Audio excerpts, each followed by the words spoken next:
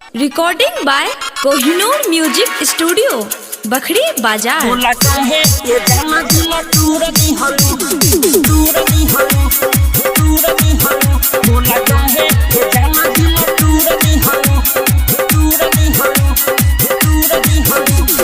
जाए करे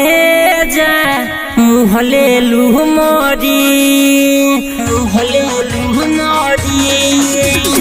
जाए करे जा मुहले लूह मोरी प्यार तू कह के दिहलू छोरी मिलल मौका दिहल धोखा हो गई बर्बाद बोला काहे ये जाना दिल तूर दिहलू हमरा पिजा के चिरई तूर गइलू जाए करे जा मुहले लूह मोरी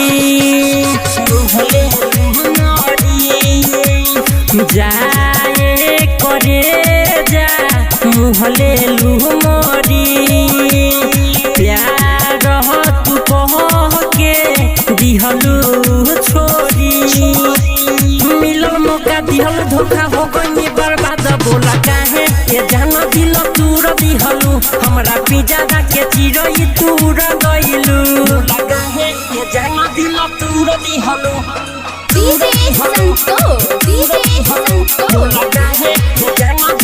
recording by Kohinoor music studio Bakhri Bazar. उजे समय रहे अपन बनैलू अब काहे हमरा के तू हो भूलैलू दिल के दर्द के ना मिले दवाई झूठे काहे रानी क्रिया तू खइलू काहे तू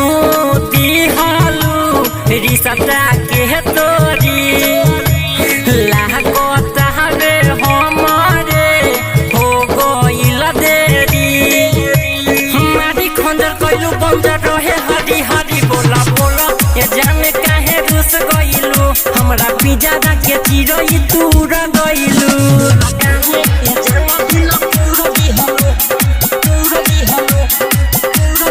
अखिया से हमारा गिरता पानी तोहरे कारण भइनी बदनाम रानी चंदन का डांती के छोड़ के अकेला तनको बुझाइल ना तोहरा के रानी सोचे संदीप से तुरली हलू नाता अनिल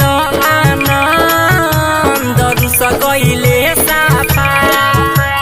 कहत बानी देख के गाड़ी हो गई परेशान बोला काहे ये जाना दिल तूर दिहलू हमरा पिजा के चिरई तूर गइलू बोला काहे ये जाना दिल तूर दिहलू हमरा पिजा के चिरई तूर गइलू।